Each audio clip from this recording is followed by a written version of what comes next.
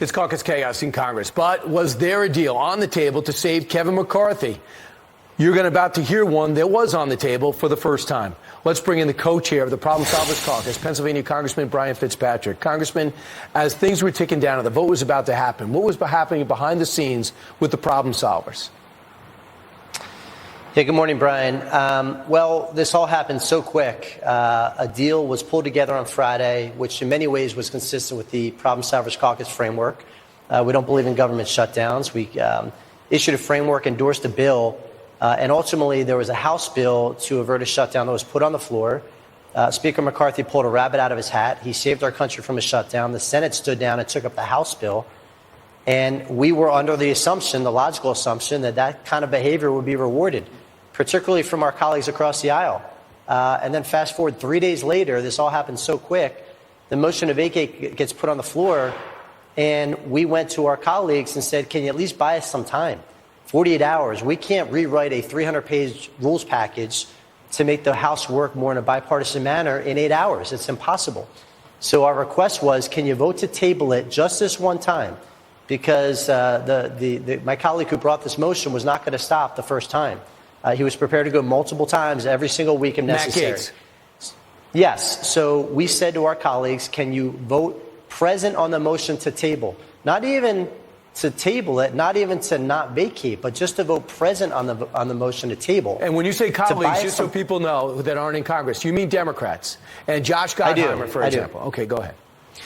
So that's all we were asking for was some time, Brian. And that's why there are so many Republicans in our group that are very, very upset and add me to that list. So we're going to get together next week. This is a member-driven group, and we're going to decide as a group, as a family, to figure out how to proceed. So you might end the Problem Solvers Caucus because when you needed them most, they collapsed under the pressure from Hakeem Jeffries. I don't think the group's going to end, Brian. I mean, I'm going to leave that to the members. There always needs to be some forum where Democrats and Republicans talk, particularly in close margins in divided chambers. You need some forum, but I would say that, the members are going to decide what that's going to look like going forward. So, Congressman, just to be clear, there was a deal working behind the scenes that would equal out the number of people on the Rules Committee, make it even, leave the chairperson Republican, ranking member Democrat, but that would be enough. The Republicans could give up a seat on that Rules Committee in order to table it for 48 hours to try to get a deal together to save Kevin McCarthy. Am I correct? It was the rules package in total, Brian. So basically it was rank and file member empowerment, written in a way to encourage more bipartisan bills to come to the floor because we couldn't even get past the rules vote. That's what the Rules Committee does. Right. But the rules package is what you vote on the first day of Congress. It sets the stage for how the floor is going to operate. So the Rules Committee functions under the rules package.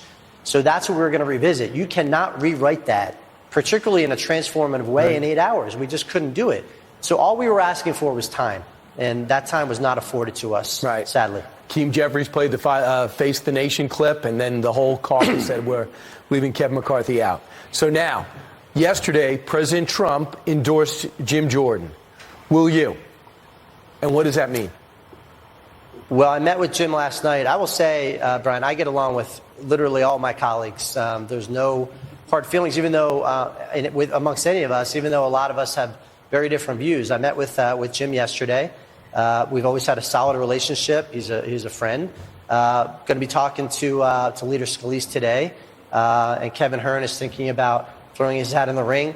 What we do, Brian, is we meet with these members as groups. So the Republican Main Street group, the Tuesday group, Problem Solvers, we're going to do forums and allow them to present. And our members have questions, namely the motion to vacate, Brian. We want to make sure that is fixed because we cannot perpetuate this problem that we saw last week. Yeah, it's bad for the country. And lastly, you do not, as there's so many quality candidates, you don't see 218 happening easily, which makes you think that there might be a place for Kevin McCarthy to slide back in?